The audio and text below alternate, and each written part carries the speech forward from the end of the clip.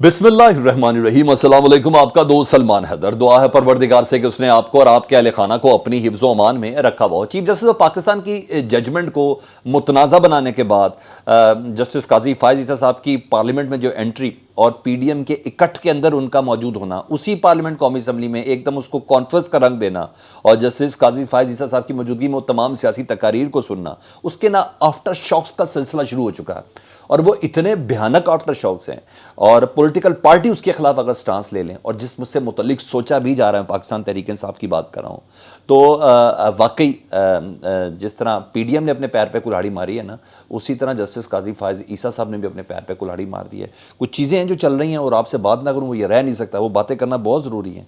काजी फ़ायज़ ईसा साहब खुद फंस गए और मेरे पास ये खबरें हैं कि उनको फंसाया भी गया है, उनको फंसाया भी गया क्योंकि उन्हें मना किया गया था कि आपने नहीं जाना पार्लियामेंट के। मौजूदा हालात ऐसे नहीं है कि आप पार्लियामेंट के बीच में, पार्लियामेंटेरियंस के बीच में बैठे हैं। जब मुसलसल सुप्रीम कोर्ट पर दुशराम दराजी हो रही है, जब मुसलसल सुप्रीम कोर्ट के ऊपर तनकीद हो रही है, जब मुसलसल सुप्रीम कोर्ट के जजेस के बच्चों के खिलाफ तक बातें हो रही हैं, उनकी फैमिली तक को मिलान किया जा रहा है, उनके बच्चों को तक मिलान किया जा रहा है, उनकी बीवियों तक को मिलान किया जा रहा है, इस वक्त आपकी उधर मौजूदगी नहीं बनती। लेकिन उन्होंने नई बात मानी, ये हालात ऐसे नहीं है, नहीं मानी और वो फिर वो गए भी। खैर मैं आगे उसका भी जिक्र करता हूँ कि किन किन उन्होंने किस किस वक्त कहा था ये सारी चीज़ें हुई थी।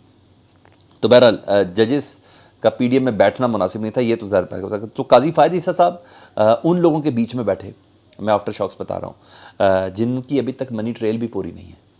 वो जिस तरह वो शहबाज शरीफ साहब की तारीफ़ कर रहे थे, वही शहबाज शरीफ साहब ना जिसमें हुदैबिया पेपर बिल्स में शहबाज शरीफ साहब को टेक्निकल ग्राउंड पे काजी फ़ायज़ ईसा साहब ने रिहा किया था, उस केस से अलहदा किया था हुदैबिया पेपर मिल्स में। यह आपने ध्यान में रखना, रिकॉर्ड की बात है, ठीक है, सही किया होगा, मैं अगर आपको रिकॉर्ड तो बताना मेरा फ़र्ज़ है ना। जी हाँ, जिस तरीके से उनकी तारीफ़ करते हैं, शहबाज शरीफ साहब के केसेस अभी ख़त्म तो नहीं हुए ना। जी हाँ, उनके बीच में वो बात कर रहे थे। अच्छा ये हो गया जी। दूसरा, आसिफ अली जरदारी साहब के केसेस अभी चल रहे हैं और बड़े बड़े केस हैं, पापड़ शापड़ वाले सारे अभी तक चल रहे हैं केस उनके बीच में। और उन पेंडिंग केसेस के बीच वाले लोगों के बीच में काजी फ़ायज़ ईसा साहब की मौजूदगी उनकी जानिबदारी पर सवाल खड़ा कर रही है ना। तो ये चीज़ चल रही है इस वक्त, ठीक है, वो सवाल खड़ा कर रही है और पीटीआई इस पर स्ट्रॉन्ग स्टांस लेने का सोच रही है। मुझे नहीं पता ये मौका है, महल है, वो करेंगे या नहीं करेंगे। बहरहाल रेफरेंस की शक्ल में भी आ सकता है और या केसेस के ख़िलाफ़, क्योंकि जस्टिस काजी फ़ायज़ ईसा साहब ने कि मैं पार्लियामेंट के अंदर इन लोगों के अंदर उनकी मौजूदगी ना उनके मुस्तकबिल के फ़ैसलों में उनका पीछा ज़रूर करेगी। ये वीडियो जो है ना कि पार्लियामेंट में वो मौजूद थे आसिफ अली जरदारी साहब की तकरीर पर और यूँ सर करके यूँ कर रहे थे, शहबाज शरीफ साहब की तकरीर पर, बिलावल भुट्टो की तकरीर पर, ये वीडियो सारी ज़िंदगी उनका पीछा करेगी जब तक उनका कैरियर है। इसके बाद उन्हें चीफ जस्टिस भी बनना है इंशाल्लाह। तो काजी फ़ायज़ ईसा और जब भी नून लीग का या पीपल्स पार्टी का केस सुनेंगे ना, तो ये उनकी जानिबदारी पर सवाल होगा और हर दफ़ा जिस बेंच में भी होंगे वो सवाल होगा, चीफ जस्टिस होंगे तब भी इन केसेस के फ़ैसलों के ऊपर ये सवाल बड़ी आसानी से होगा। तो हाँ, जस्टिस काजी फ़ायज़ ईसा के अलावा दीगर जजेस को भी बुलाया गया था।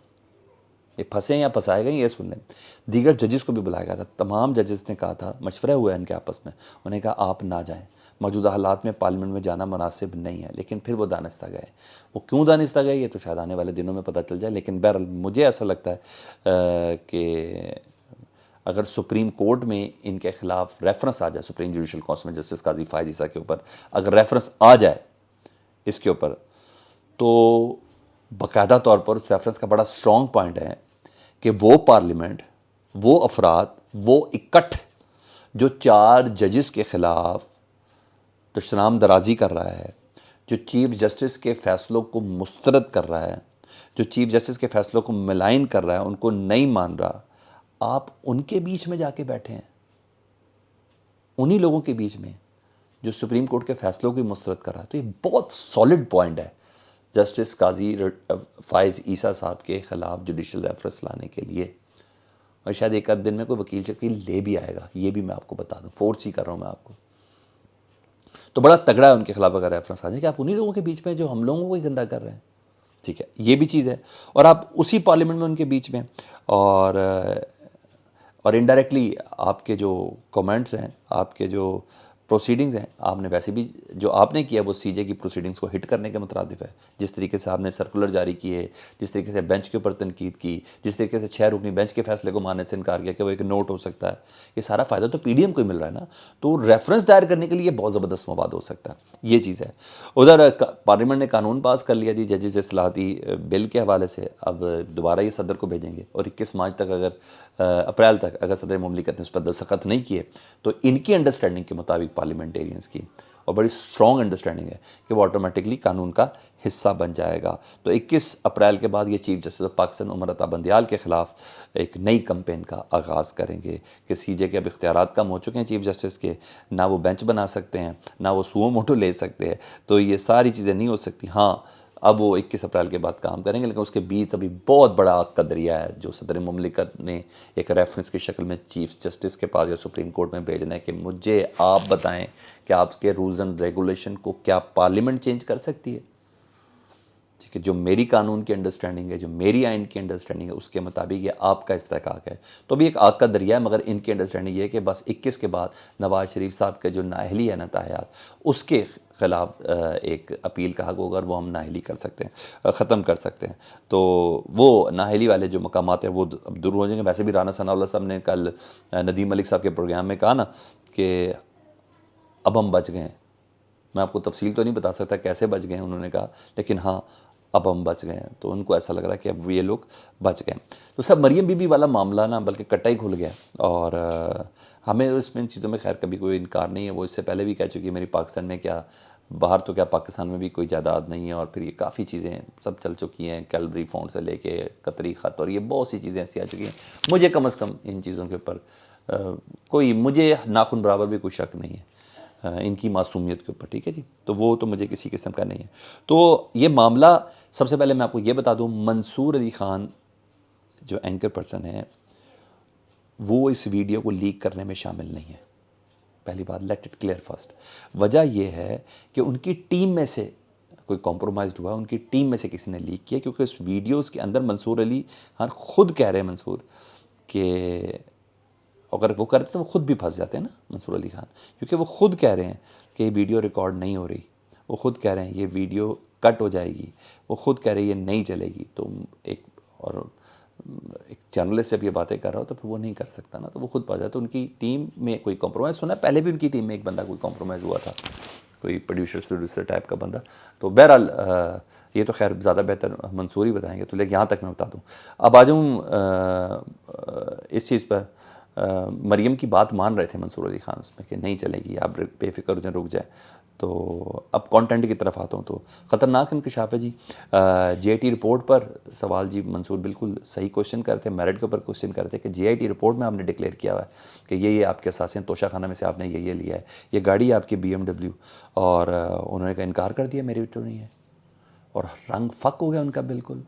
ان کے چہرے پہ ہوائیاں اڑی ہوئی, گھبراہٹ جس طریقے سے تھی وہ ڈیفینیٹلی پتہ چلا کہ جیسے کوئی چوری پکڑی گئی ہے. سمپل کہتے ہیں مجھے نہیں معلوم, کہا بھی انہوں نے ایک جگہ پہ مجھے نہیں معلوم. تو BMW سے انکار کیا تو تصاویر آ گئیں جی ان کی کہ وہ اور ان کے شوہر بیٹھے ہیں, وہ BMW انہوں نے لی ہوئی ہے, باقاعدہ وہ تصویریں آ گئیں کہ کس طرح ڈرائیو کرتے ہوئے دونوں کپل جا رہے ہیں, اور وہ کیپٹن صفدر کے ساتھ تھی. تو اثاثوں کے ڈکلیریشن کے حوالے سے خود ہی جے آئی ٹی کے سامنے انہوں نے اثاثے, اور یہ BMW اثاثوں کے اندر ڈکلیئر کیا تو انہوں نے کہا مجھے نہیں معلوم. تو یہ چیزیں, اور بہرحال یہ سب چیزیں. منصور حقیقت پر مبنی سوال کر رہے تھے, اس میں کوئی شک نہیں, مگر یہ انکار کر رہے تھے. کل ایک کاغذ آیا تھا کہ مریم بی بی نے اثاثوں میں 2 بچے ڈکلیئر کیے ہیں, بعد میں 3 بچے ڈکلیئر کیے ہیں. یہ بھی بڑا معنی خیز کاغذ ہے. تو مجھے جو لگ رہا ہے نا, مریم بی بی کے خلاف کوئی محاذ گرم ہو گیا ہے, ود ان پارٹی کوئی اپنے ہی کر رہے ہیں ان کو الیکٹورل پروسیس سے باہر نکالنے کے لیے. مجھے ایسا لگ رہا ہے کہ توشہ خانہ بھی ان کا باہر نکل آیا مریم بی بی کا, انکار ہی نہیں کر سکتی اس کو, اور بالکل نہیں انکار کر سکتی وہ. اور دوسرا ان کے بچوں کے چیزیں بھی نکلیں گے, 2 بچے تھے کہ 3 بچے تھے. تو یہ سب چیزیں جو ہے نا, یہ تفصیلات مجھے لگ رہا ہے کہ کوئی الیکٹورل پروسیس ان کو علیحدہ کرنا چاہتا ہے, کوئی گھر کا ہی بندہ ہو سکتا ہے, میری انڈرسٹینڈنگ یہ ہے. ادھر اسحاق خاکوانی صاحب جی ان لوگوں میں شامل جنہوں نے عمران خان صاحب کے خلاف فیلڈنگ کھڑی کی تھی, پہلے پی ٹی آئی کا حصہ تھے, پھر جہانگیر ترین گروپ کا حصہ تھے, وہ بڑے انکشافات زبردست کر رہے ہیں. انہوں نے کہا مستقبل میں ہم نے چلنا ہے کہ نہیں چلنا یہ نواز شریف سے ملاقات کے بعد فیصلہ ہوگا، پھر ہم اپنی پارٹی بنائیں گے، اور لندن میں نواز شریف سے عنقریب جہانگیر ترین ملاقات کریں گے اور پوچھیں گے ان سے کہ جناب گلے شکوے کریں گے، ہماری مدد سے آپ کا بھائی حکومت میں آیا، ہماری وجہ سے آپ کے سارے کیسز ختم ہوئے، ہماری وجہ سے مریم بی بی جیل سے باہر ہے، ہماری وجہ سے مریم بی بی کو پاسپورٹ ملا ہے، ہم ہی نے آپ کو یہ ساری گورنمنٹ لا کے دی ہے، اور ہمارے ساتھ یہی بدتمیزی اور یہ بھی ہے۔ تو انہوں نے اب بولنا شروع کر دیا کہ ہم نواز شریف سے بات کرنے کے بعد اپنی پارٹی بنائیں گے۔ تو یہاں تک، لیکن ہاں انہوں نے یہ بھی کہا ہے علیم خان عمران خان سے بدلہ لینا چاہتا ہے، یہ علیم خان نے انہوں نے کہا ہے کہ میں نے عمران خان سے بدلہ لینا کیونکہ اس نے مجھے 100 دن جیل میں رکھا ہے، اسحاق خاقانی صاحب کہہ رہے ہیں۔ تو علیم خان صاحب اپنی پرسنل ہوئے ہیں عمران خان صاحب کے ساتھ، اور یہی وجہ کہ پورا چینل سما جو ہے نا جھونکا ہوا عمران خان صاحب کے خلاف ہوئے ہیں۔ تو خاقانی صاحب کہتے ہیں کہ جہانگیر ترین صاحب نے بھی نا سیاسی دوری اختیار کر لی ہے علیم خان سے، کیونکہ علیم خان صاحب اپنی بات پر قائم رہنے والے بندے نہیں ہیں۔